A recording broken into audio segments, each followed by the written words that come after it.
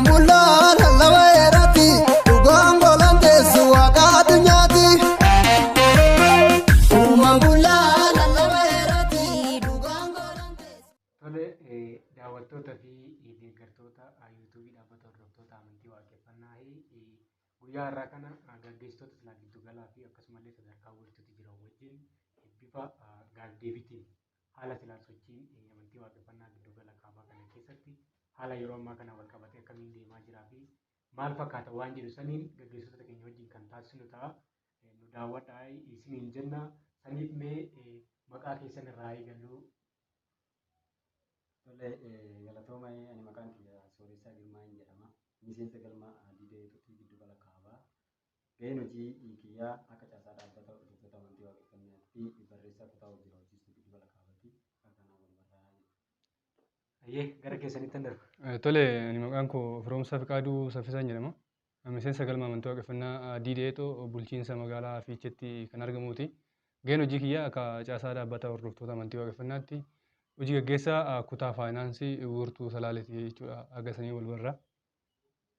Ayyee galatoomay ani qophicha qopheessuun kan isaan faana bifa gaazdeebiitiin turu Tokkummaa Alamuun jedhama. Hojii gaggeessaa kutaa odeeffannoo quunnamtii giddu gala kaabaati.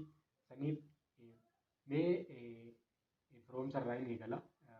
Haala silaa sochii amantii waaqeffannaadhaa kan giddu gala kaabaa kana keessatti adeemsifamaa jiru irratti yeroo ammaa kana yeroo baay'ee waaqeffattoota irratti aanaalee garaagaraa keessatti yerootti dararree mul'atutu jira. Keessahuu kan hidhabuu abootee ka'umsa waggaa godhanne hidhabuun abootee irra deddeebiidhaan harma dura wiirtuu barnootaa irraa namoonni 26 qabamuu gabaasnetiin turre. Gaggeessitoota keenya irra bifa gaazdeebiitiin kan dubbisnee turreerra. Ammallee taateen achii kun kan hin dhaabbannedha.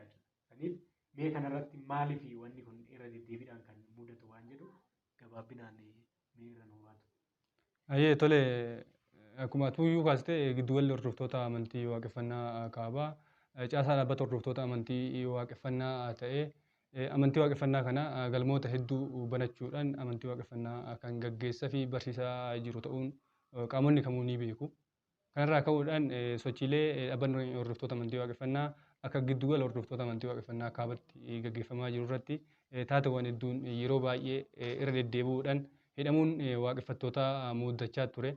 Sun immoo maalirraa ka'eetti waan sun nu muudachaa ture maali waan jedhu san irraa fuunee hoggaa laalle aanaa hidhamuu abootee magaalaa Ijiree keessatti waaqeffattoonni galma hundee ganamaa kurmaana sadaffaa keessa toora baatii gurraandhalaa miseensonni galmaa qabamuudhaan mana amala sirreessaa wiirtuu barnootaa irraa qabamanii namoonni 26 kan ta'an mana amala sirreessaa turaniiru. Isaan keessallee haalli isaan ittiin bahanii fi jechoonni yeroo san qaamota naannoo sanii yookiin immoo bulchitoota naannoo saniitiin illee jedhamaa turee fi dhiibbawwan garaagaraa karaa amantiitiinis kan ta'amaa turedha.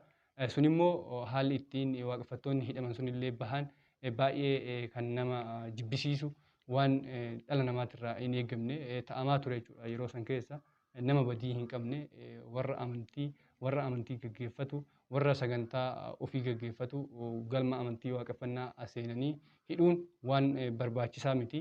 Sanirraa ka'uudhaan ji'oota tokko oliif kan ta'u namoota keessa baasuudhaan nama 6 nama 9 baasuudhaan haga yoonaa dararrii suni tureera. Irra deebi'uudhaan ammallee taateen sun irra deebi'amee galma amantii waaqeffannaa san seenuudhaan waaqeffattoota hidhuun ni ture jechuudha. Ammallee waaqeffattoota 17 galma amantii waaqeffannaatii fuudhanii hidhanii nama 4 miseensa galma amantii waaqeffannaa hundee ganamaa kan ta'e karaarraa itti dabalanii gara mana amala sirreessaa san galchanii jiru. San keessaa dhiirri 19 fi durba 2 mana amala sirreessaa san keessatti argamu. San durallee gaggeessaa koonya sanii kan ta'e amantii waaqeffannaa kana nama gaggeessaa jiru hidhanii mana amala sirreessaa san keessatti kan argamudha. Kanaaf taateewwan waaqeffattoota irratti aanota garaagaraa keessatti waan ta'aa ture asii obboleessa keenya Sooressaan illee waan itti nu dabaluuf waan suni nurraatii dhaabbachuu qaba. Nuti warra amantii ta'uu qaamni kamuu nu beekee warra amantii ofii gaggeeffatu walqixxummaan amantii akka nuuf kabajamee heerri biyya kanaa akka jedhutti nulleen galma amantii waaqeffannaa keessatti akkuma nama amantii biroo nuuf kabajamee hidhaan kun waaqeffattoota irraa akka dhaabbatu isin beeksisnaa jechuudha. Qaamota biyya kana bulchuunillee ta'ee dhiibbaa amantii warri qabullee nurraa akka dhaabbachuu qaban ni hubachiisnaa jechuudha. Hayyee fayyaa ta'e firoomsanii mee asirratti sooressaan waan silaa ittiin dabaltu keessahuu waan firoomsan kaasee haalli silaa waaqeffattoonni yeroo darbeetillee achi keessatti bahan baay'ee jibbisiisaa fi waan nama silaa safuu uummata Oromoodhaa cabsu faalleen achi keessatti akka waan jirudha kan odeeffanne. Suni mee yeroo bahan akkamiin achi keessaa bahan akkamittiin bahan wanni silaa achirratti jibbisiisaa ta'e sun maaliif namni hubachuutti danda'utti jiraata. Akka silaan qaamni biraa jedhuu fi akka amantiin keenya jedhu gargarillee yookaan ta'e namni sirriitti hubachuutii waan qabuuf waan kana mee irra nu baata jechuudha. Maaliif namni amantii waaqeffannaa bifa saniin akka nu hubanne mee waan silaa achitti bifa amantii waaqeffannaatiin ala waan safuun uummanni Oromoo kun hin qabne yeroo itti jedhantu jira waan jedhu fa'aa tuqahaa ture sanarratti mee yaada keessatti. Tole asirratti barsiisaa firoomsanii kaasanii jiru. Yaa ta'u garuu hanqinoonni akka giddugala kaabaa kanatti gama nageenyaatiin jiruu fi dhiibbaan gama amantii waaqeffannaatiin jiru keessawuu koonyee dhaboo abbootii galmaa hundee galmaati irratti jiru. Maali yookaan jennee ilaalaa turre suni jibbiinsi amantii hin jira. Qaama nageenyatii fi qaamni amantii yookaan abbootiin amantii wal ta'uudhanii balaaleffannaawwan tokko tokko miseensa galma sanii irratti gaggeessaa kan turanidha. Yaa ta'u garuu qaamni nageenyaa rakkoo sana osoo hin hubatin miseensa keenya galmaa qabu yeroo baay'ee deddeebi'anii qabaa turanii gaggeessaa koonyallee hidhanii miseensallee hidhaa turanii jechuudha. Waan maasii barsiisaa firoomsan kaasee namoota 26 guurtuu barnoota irraa qabanii sana keessaa 6 baasanii 20 achitti hafee marsaa lammataatti irratti 8 baasanii 12 hafee marsaa sadaffaa irratti illee miseensa 4 baasanii 8 hafee 8 san irratti balaaleffannaawwan garaagaraa ka'aa ture jechuudha. Sadarkaa itti namni amantii isaa akka hin gaggeeffanne galma dhaabbata hordoftoota amantii waaqeffannaa yookaan immoo galma koonyaa sin jalatti argamu galma hundee ganamaa miseensonni akka hin deemne keessawuu ittaanaa gaggeessaa koonyaa kan ta'e fi gaggeessaa galmaa masfiin guddisaa akka kiristinnaa fa'aa ka'an yookaan immoo mana amantii waaqeffannaa sana akka hin geenye iddoo biraa deemanii kiristinnaa ka'anii hawaasa faana akka jiraatan dhiibbaa qaamni mootummaa taasisaa ture hin jira jechuudha. Sana keessatti abbootiin amantiillee gahee olaanaa taphachaa kan turanidha. Sun immoo yaa ta'u adeemsa amantiin tokko qaburraa gara biraatti kan nu geessu fi qaama nageenya mootummaatillee kan walitti buusu waan ta'eef sana yeroo baay'ee furuudhaaf yaalaa turre qaamni mootummaatillee waan sana ilaalee furmaata bakki itti nu laate hin jira bakka hin laanne hin jira jechuudha. Haga ammaatti illee taate sun hin jira. Sana malee qaamota mootummaa faana ta'uudhanii maatii miseensa galmaa waamanii waan hin barbaachifne waan safuu uummanni Oromoo hin qabne taatee galma keessatti hin taane ilmi kee waan akkanaan raawwataa galma keessatti jechuudhaan intalli tee galma keessatti waan akkanaan raawwattii jechuudhaan waan safuu uummanni Oromoo hin qabnee fi amantiin keenya hin ajajne qaama mootummaatii fi warra miseensa amantii sanii ta'e gidduutti dubbatamaa ture. Yaa ta'u suni jabinaa fi cimina maatiiwwan miseensota keenyatiin hin cabe. Miseensota keenya maatiin keenyallee nu beekee jechuudha. Amma akka geenyu fi amantiin keenya nagaa akka lallabu safuu fi safeeffannaallee akka qabu bareechanii waan beekanii fi ilmi koo waan akkanaa hin qabu erga gara kana dhufee anaafuu nagaa godhatee anaafuu na ergamuu qabee jechuudhanii waan sana gama maatii miseensotaatiin cabee intalli tiyyallee waan akkanaa hin qabdu erga gara galma sanii deemteen anu ergachuu qabee anaafuu akkan haadha ta'e na ilaaluu eegaltee jechuudha. Maatii miseensotaallee bakki itti nu hubatanii waan kana cabsantu jira. Haa ta'u sochiin ammallee jiru naannoo sana keessa waan dhaabbatee itti dabalee guyyaa dheengaddaa miseensota 21 hin hidhanii isaanis amma achi keessa jiru jechuudha. Mana amala sirreessa san keessa balaaleffannaan gama amantiitiin walitti bu'iinsa amantiitiin hin jira. Sun immoo qaamni mootummaa ilaalee rakkoo kana hubatee amantiin keenya amantii nagaa lallabu mootummaan hubatee waan kanatti furmaata yeroo gabaabatti akka nu laatu dhaamsa gama qaama dhimmi kun ilaalu hundaaf illee dabarsinaa jechuudha. Kanarratti wanti itti dabalu fayyaa ta'ii wanni silaa isin kaastanii dhiibban amantiitillee duuba jiraachuudha jechuudha wanni isin asirratti agarsiisu. Nama silaa amantii isaa waaqeffannaa ta'e tokko dirqama mana sirreessaa yookaan waajjira poolisii galchanii gaafa silaa achi baasan kiristinnaa ka'uu qabdaa amantii waaqeffannaa maal si godhee sadarkaatti namaan jechuutti kun heera mootummaarras waan jiru miti waan ta'eef kana qaamni silaa mootummaadhaa sirriitti warra silaa biyya kana bulchaa jiran kan ilaaluuti akka qabanidha kan isin nu dhaamtanii saniif fayyaa ta'a isiniin jenna. Bifuma kanaan wal fakkaatuun ammallee aanaalee biraa keessatti abootee qofa osoo hin ta'in gama silaa aanaa dagam magaalaa Alii Doorofaa keessatti yeroo darbe gabaasa silaa yookaan immoo yaa'ii kurmaanaa kan sadaffaa wiirtuun gaggeeffatu irratti namoonni silaa koreelee achitti argaman waan kana yeroo achi turre keessatti anilleen achiin ture namoota 63 galma sanii warra silaa tajaajila gochaa turan faallee dabalatee haadha silaa daa'imallee baattee jirtu faa dabalatee namoonni hedduun achirraa qabamuun beekamaadha. Haa ta'uti galmoota silaa giddugala kaabaa kana keessaa qabnu galmi sun galma guddaadha. Waltajjii sunillee saniif akka achitti qabame koree keenya arma dura irraa dubbachaati turan nuufillee himaa turanii san bira darbee qaamni silaa dhufe namoota kana hunda walitti qabee hidhuun ni yaadatamaa jechuudha. Namoonni hidhaman sunillee aanaalee silaa irraa dhufanitti galanii turanii erga galanii booda immoo aanaaleen dafanii waan sana hubatanii namoota sana gadhiisanillee hin jiru. Kan duubatti illee hafee gadhiisanii jira jechuudha. Haa ta'uti akka waliigalaatti wanni isaan raawwatan wanni godhan badii waan hin jirreef yeroo booda warri sun hundi isaanii kan gadhiifamanillee waggaa ta'e aanaa san keessatti immoo namoonni 4 akka hafanidha jechuudha warri silaa yeroo san qabaman san keessa. Haa ta'uti taateen kun dabalataan ammallee galma san galma tulluu atalgeessanitti namoonni 11 deebi'anii kan galma san keessaa qabamanidha kan dhageenye. Wanni kun irra deddeebiidhaan galma sanitti illee kan mul'achaa jirudha. Galma san gaafa silaa achi keessaa akkuma taatee abootitti ta'e kanaan bakki itti wal fakkaatutu jira jechuudha. Maaliif jennaan beerri masqalii mormarraa qabdanii bakki nuun jedhanfaatu jira jechuudha. Warri silaa qabame masqalii mormarraa qabdaa beerri maaliif masqalii maaliif kiristaana dhiistees dhufte bakki itti miseensotaan jedhamtu jira jechuudha. Galma dhaqanii akka waliigalaatti aanaalee sunii fi aanaaleen biroo garaagarummaa qabaa jechuudha. Waggaa ilaallee taateen kun akkamiin waan jiru sanarratti yaada silaa jiru mee kaastanii toni wanni kun fuulduraaf akkam ta'uu danda'a adeemsa kana keessatti nagaa hawaasa tokko keessa waliin jiraachuu irratti dhiibbaan qabaatu. Waan bal'aasaa kaasiteerta tokko waltajjiin mana maree kurmaana sadaffaa wiirtuu godina kan godina Salaalee galma tulluu Adalgeetti taa'ame.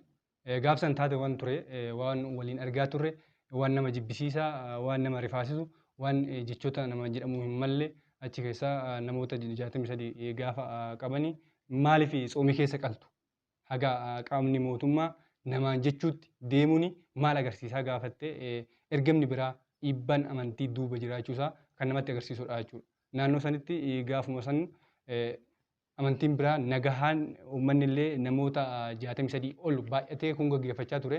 Garuu addatti galma amantii waaqeffannaa dhufuudhaan namoota 63 daa'ima haadha jaartii umurii waggaa 60 olii qabanii daa'ima xixiqqaallee daa'ima waggaa 2 waggaa 4 qabanii achi deemanii jechuudha. Gaafsanii jechuun gaafsan illee darbatamaa ture.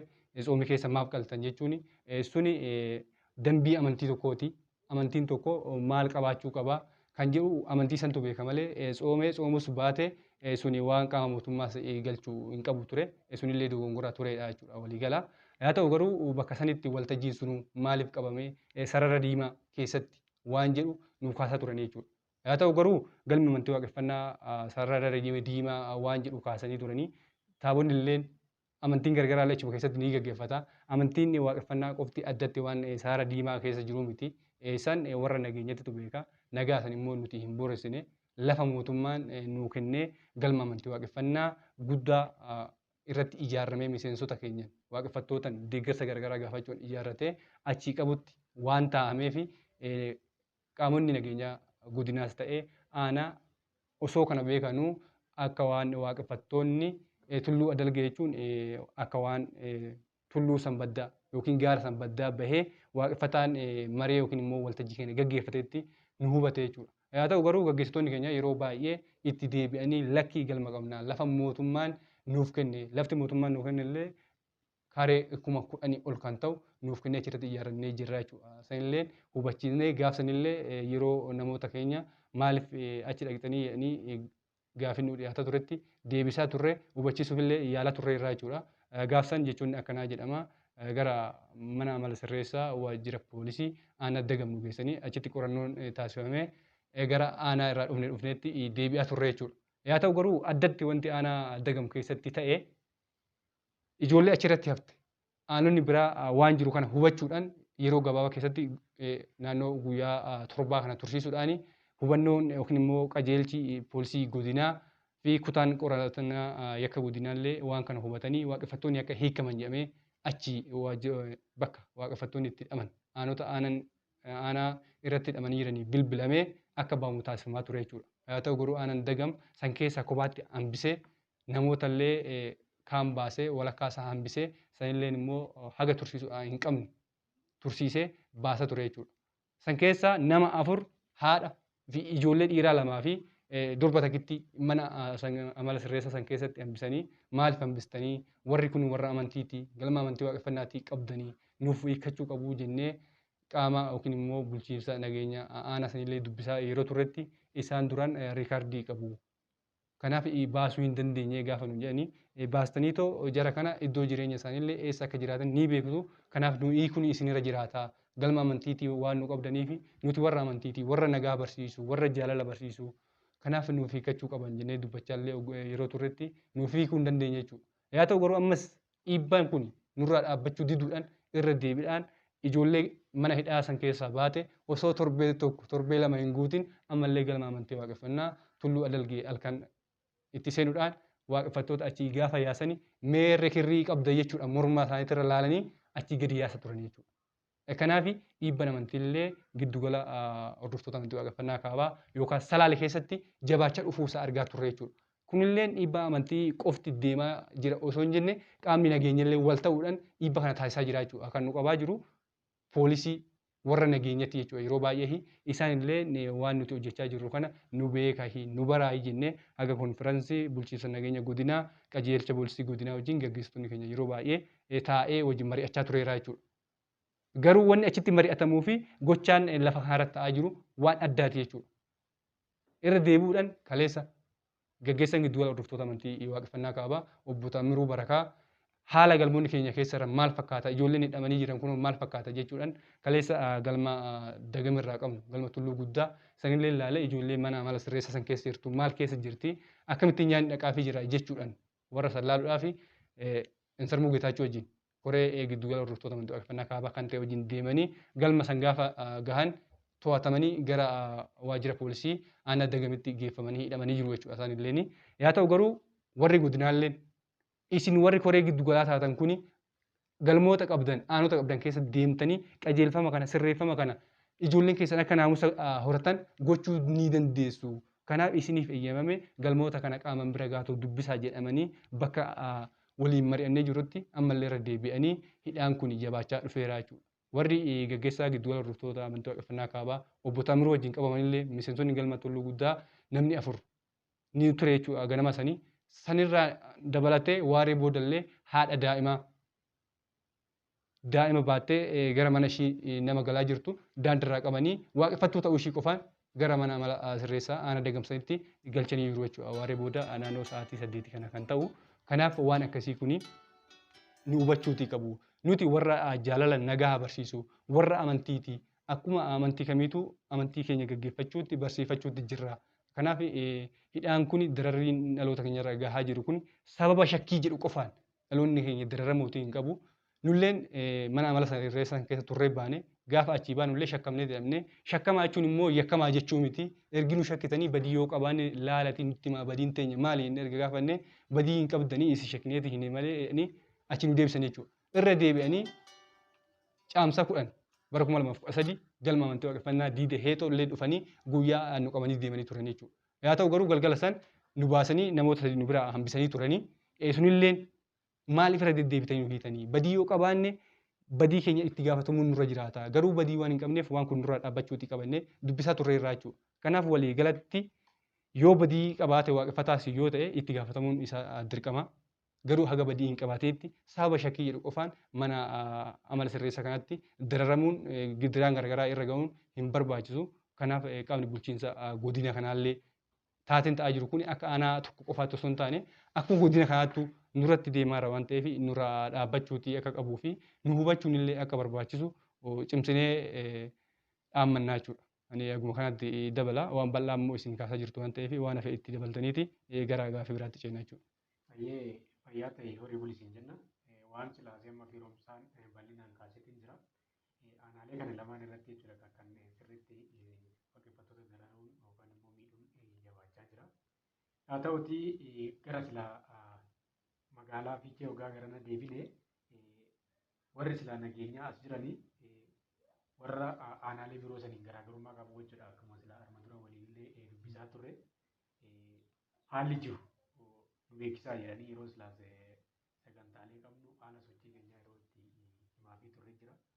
San bira darbee isaanillee rakkoon qabu yeroo bakkitti jedhamtu jira jechuudha. Wal hubannaaf jedhanii kan nu kaasantu jira jechuudha. Warri kunis bulchiinsuma mootummaatii qaama mootummaatiin hoogganamu jechuudha. Warri sila magaalaa kanaatillee isin hubannaa wal hubannaa waan jiru nagaa biyyaa eegsisuudhaaf waliin hojjenna jedhanii bakki itti nu kaasantu jira jechuudha. Warri sila magaalaa kanaa hoggaa fudhannee asii teessoo giddugala kanaa keessatti warri argamu magaalaa fiichee kanaa jechuudha.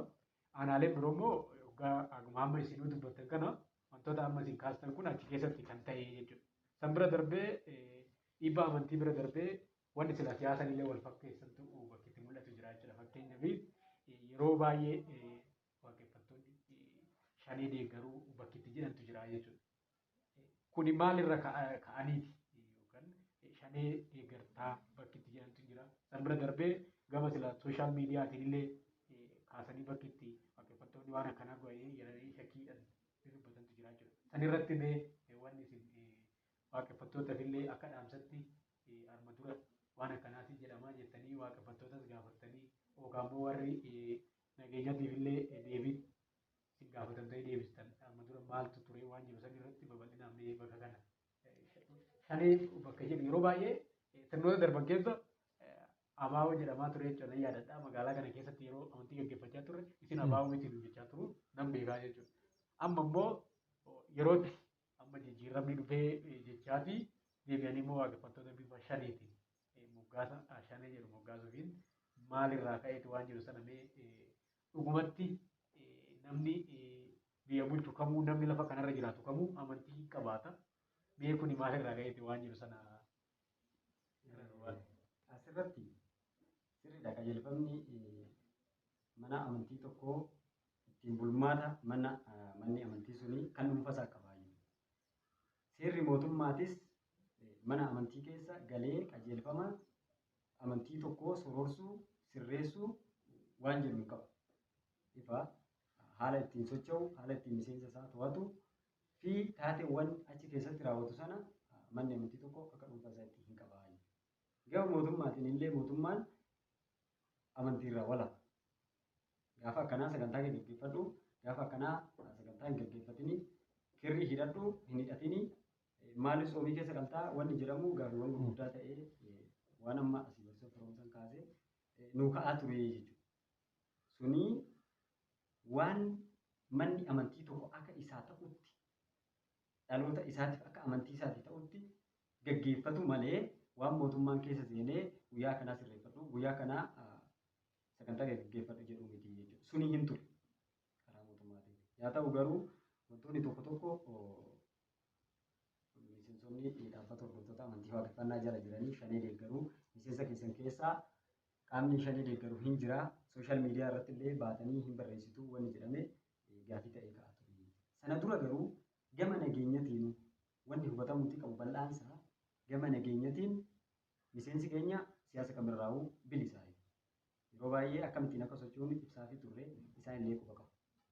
Sadarkaa itti miseensa keenyaaf waraqaa eenyummaa kenninee koreelee keenyaaf illee waraqaa kenninee fi galmaa galmatti yoo socho'an waraqaa eenyummaa ergama keenya qofa koreeleen keenya akka socho'an taasisnee gahee hojii wajjin waraqaa eenyummaa keenyaa turre galmaa galmatti socho'aa turetu jira. Yaa ta'u galma tulluu adalgeetti irratti wanni ta'e waan jibbisiisaa waan asii barsiisan illee kaasee waan firoomsan kaasee irratti miseensa nama 63 gaggeessan giddugalaa hin jira, gaggeessan wiirtuu hin jira, gaafatamummaa hin fudhannaa nu bakka dhaloota kanaa buunee itti gaafatamummaa jiru hin fudhannaa nu qofa gaafachuu hin dandeechu bakka jedhametti hin danda'amu hunda keessatti barbaadama waan ta'eef jedhanii mana amala sirreessaa nu galchanii. Sana keessatti aanaalee keessatti rabsanii fakkeenyaaf bulchiinsa magaalaa Fiicheetti nama 9, Garba Gurraachaatti nama 22, Ambisotti yookaan immoo Dagamitti nama 32 teechisaa turanii jechuudha. Suni miseensi galma Diida Heexoo yookaan immoo warri koonyaa Fiichee jala jiranii yeroon bahanii tursiisuun illee hin ture achi keessa. Maaliif waan jiru hin qulqulleessinaa shakkii isinirraa qabna waan jiru irraa ka'ee yaa ta'u garuu wanti isaan nu gaafatanii fi bakka miseensi keenya jiru walirraa addaa jechuudha. Irra deddeebinee ibsaa turree waan sanii nu hubachuu hin dandeenye. Waliin dubbannee immoo qaama mootummaa tokkoon wanni nuyi amantii keenya keessatti gaggeessinuu fi wanni isaan irraa nu shakkan waliin dubbannee furmaata hoon keenye rakkoodha jechuudha. Ammas fuulduratti rakkoo biraa uumuu danda'a. Bakka shanee jedhanii nu kaasan miseensi keenyallee hin jiru. Maaltu amanamummaa akkamii qabdanii asitti sagantaa gaggeeffatan waan jedhamu jira jechuudha. Mana amantiiti lafa sana isaantu nuu kenne deeggarsa isaan irraa walitti qabneet galma sanatti achitti ijaarree jechuudha. Hin beeku mana amantii ta'uusaa maaliif asitti walitti qabamtanii? Sadarkaa itti qaamni mootummaa keessa taa'ee mallatteessee lafa kana hin beeku jechuu gahee jechuudha amma.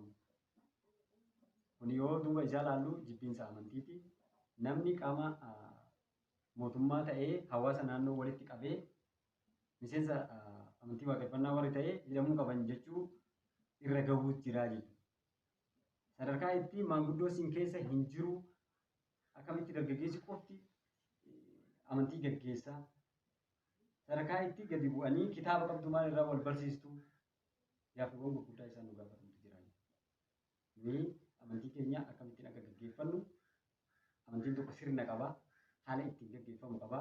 Qaamni mootummaa immoo sirnaa fi qajeelfama amantii sanii keessa seenee waan tokko gaafachuun barbaachisummaa isaa xiqqaadha jechuudha. Isaan walii ibsaa turre. Yaa ta'u san bira dabarree harkaa anaatti irraa'ee haga godinatti gaggeessitoota keenya wajjin dubbachaa turre.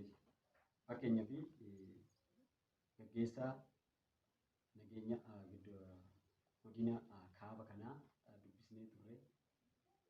Wanni kun furmaata argachuu qaba. Manni amantii yeroo kamuu akka barbaadetti seenuu hin danda'amu. Xaalayaadhaan yoo ta'e malee akka seenamni kanaa booda hin hubachiisan jedhee ture. Erga sirraa qabeeti. Taateen kun kan raawwachaa jiru ammas irra deebiidhaan.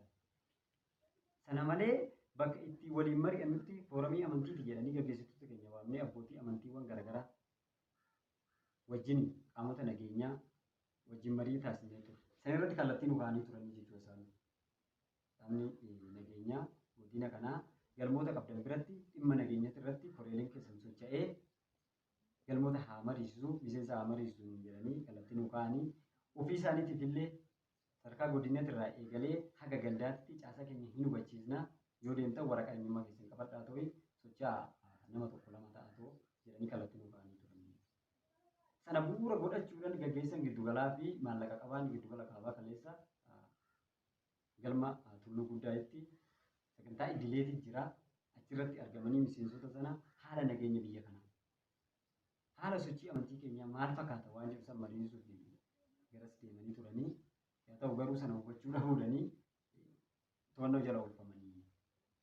Sana qofa miti miseensa galma sanii gaggeessaa galma saniitti irraa eegalee koreeleen galma sanii illee mana sirreessatti warri duraan achi keessa turanii ba'an sun lammata illee deebi'anii achi keessa jiru. Kuni maal irraa ka'eetii ogaa jennu qaamni mootummaatu caasaa isaanii gadi bu'anii waan asitti mari'annee hubachiisaa kan hin jirre ta'uu barree jechuudha. Saniif har'allee kanarra bu'uura godhatanii caasaa isaan jala jiran akka nuuf hubachiisan. Maaliif amantiin tokko nagaa lallabaa, amantiin tokko gaggeessaa qaba. Gaggeessan immoo miseensa haala sochii galmi sun keessa jiru galmoota irra naanna'ee ilaaluun gama nageenyatiinis haa ta'u gama amantiinis haa ta'u barbaachisaadha waan ta'eef isaan illee kallattii nu kaa'anii jira waan ta'eef waan san irratti xiyyeeffatanii akka nuuf ilaalanii. Maaliif gaaffii tokko malee namni torban 2 torban 3 mana sirreessa keessa taa'uu jira.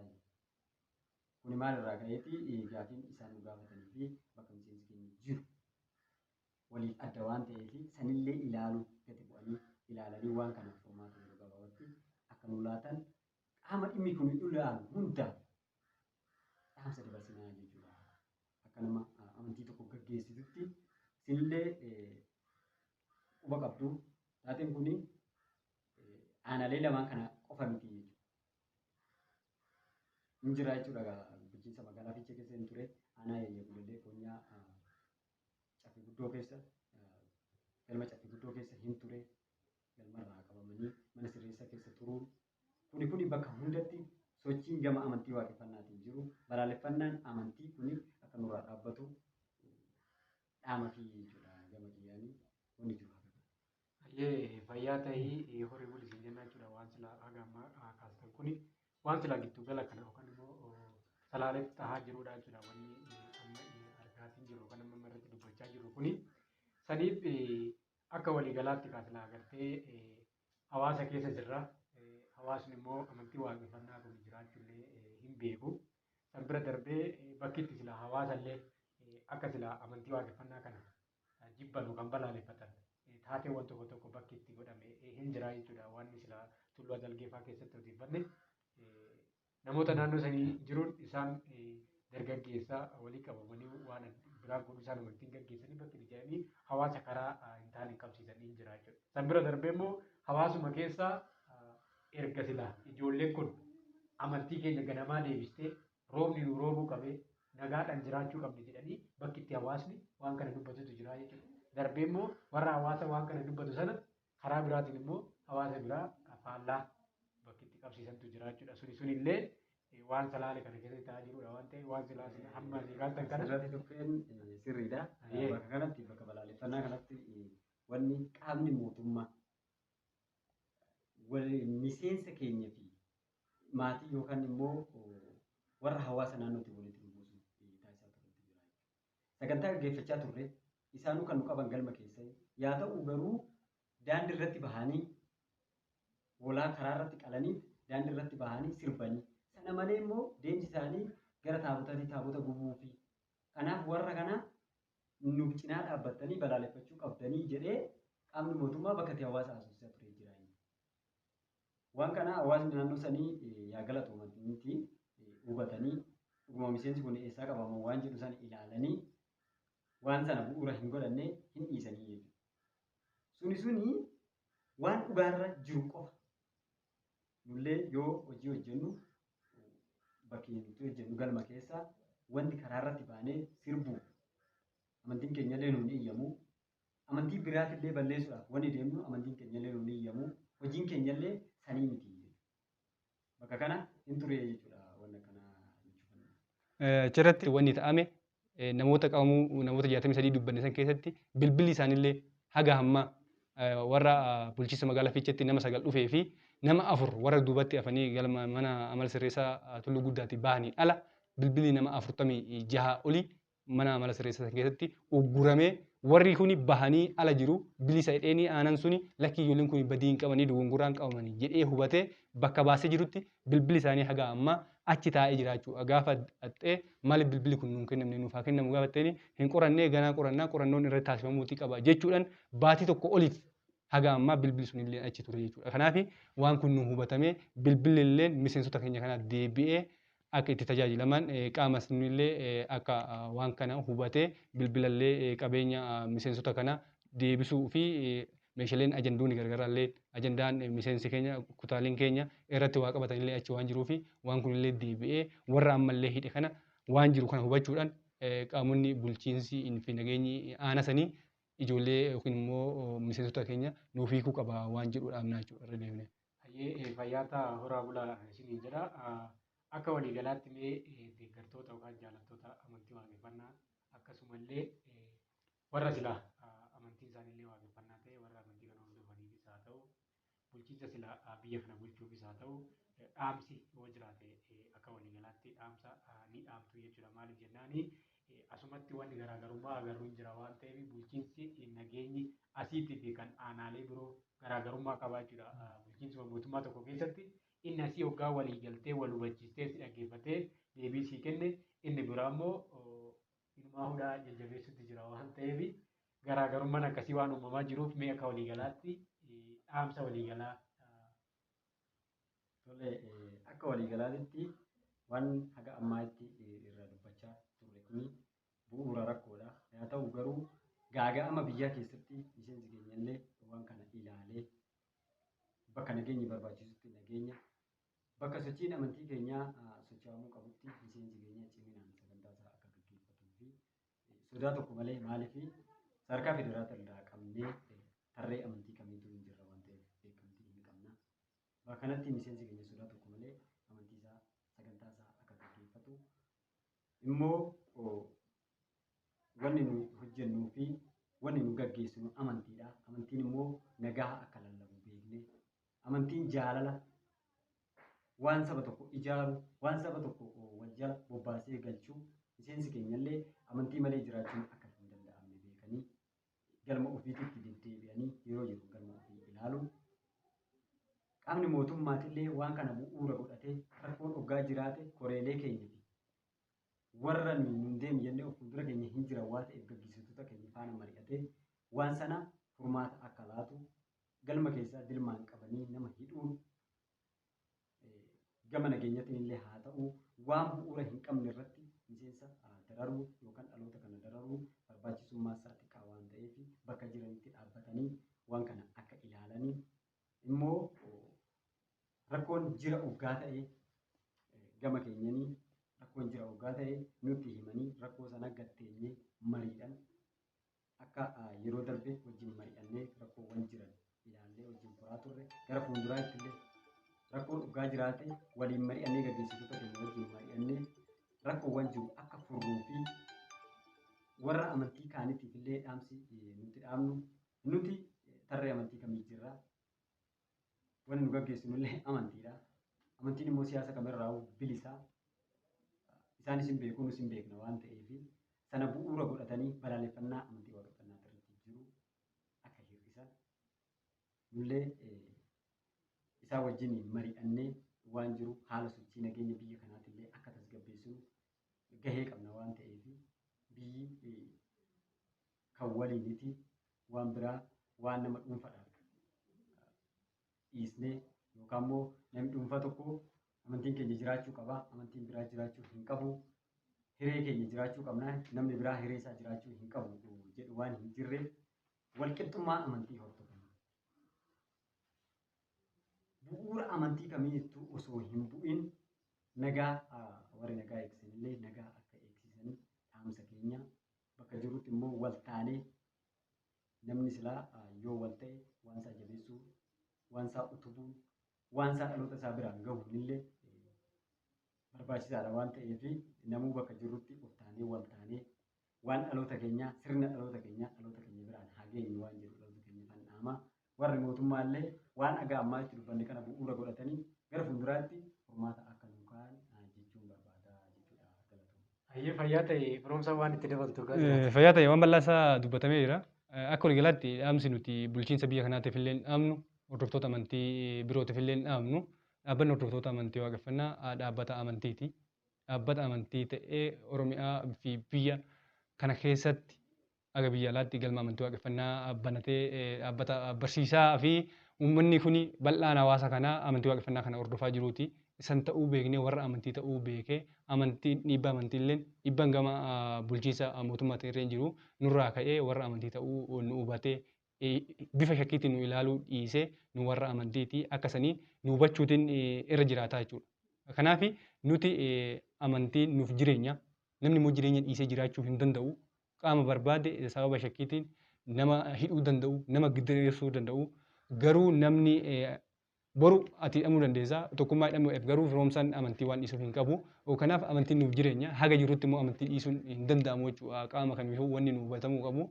Kanaaf namuu miseensonni keenya galma amantii kam keessa gaafa qabame galma isaan miseensi hafe taa'etuma sagantaa isaa barsiisutti amantii isaa amanutti jira jechuudha. Kanaaf nu hubatanii nuti warra amantiiti warra amantii gaggeeffatu qixa amantii kamiinuu ija tokkoon nu ilaaluutti nurra jiraata jechuudha. Maaliif wanni adda ta'e dhaabbanni hordoftoota amantii waaqeffannaa giddugala kana keessatti jechuudha. Kun salaala keessatti hidhaan kan hammaate giddugaloonni biraa Oromiyaa bal'aa keessattii fi biyya kana keessatti nagahaan amantii isaanii akka amantii kamiituu kabajamanii amantii ofii gaggeeffachuu jiru. Kan salaale kun heddumaa jechuudha. Waaqeffataa hidhuu suusitti ta'e maaliif akka hidhan hin beekamu namuu gaafa hidhee badiisaa kana siin hin jedhu hidhee torbee 2 torbee 3 hidhee teessisa. Kuni nuuf hubatamuu qaba. Waaqeffataa hidhuun dhaabbachuuti qaba. Badii hin qabu. Nama badii qabu immoo yoo jiraate abaluun kun badii qaba. Yakka akkanaatti raawwate kanaaf adabamuu qaba gaafa jettan koottan gaafadhaahi. Isiniif kennina nama akkasii wajjinis amantii kana sagantaa kana gaggeeffachuun hin barbaannu warra nagaa barbaadu warra jaalalaa fi tasgabbii biyya kanaa barbaadu waan ta'aniif qaamni biyya kana bulchaa jirullee waan kana nu hubatee tika barbaachisu waan amantii kamiif godhamuu qabu nuufillee godhee akkasiin nu hubatu waliif dhaamna jechuudha waan bal'aasa dubbatameera kanaaf ani aguma kana dhugaatti dabalee ni gaachuu. Ayyee galatooma horaa bulaa fayyaa taa'ii akkanumatti silaa gartee waanuma dhaloota waanuma achuutaa fayyaa ta'an isiniin jedha jechuudha. Akka waliigalaatti dhaamsa silaa asii gaggeessitoonni keenya nu dhaaman kana namuu dhaggeeffatee hojiitti hiikuu qaba jechuudha. San bira darbee warri qaama silaa biyya bulchullee waan kana akka kanaan akka silaa nu hubatan asumaan dhaamsa keenya dabarsinaa fi kanaaf horaa bulaa fayyaa ta'a waan nu dhaggeeffataniif illee galatooma yeroo itti aanutti haalota silaa warri silaa qaamni mootummaatiin hidhamanii maneedhaa jiran kun maalirraa akka ga'anii fi sochiin achirraan ture maal waan jedhu sana yeroo itti aanutti gaggeessitoota keenya kan wajjin dubbannu ta'a jechuudha. Gaggeessitoota giddugalaas haa ta'u wiirtuu yeroo itti aanutti qabannee kan isinii dhiyaannu ta'a har'aaf asuma irratti xumurra.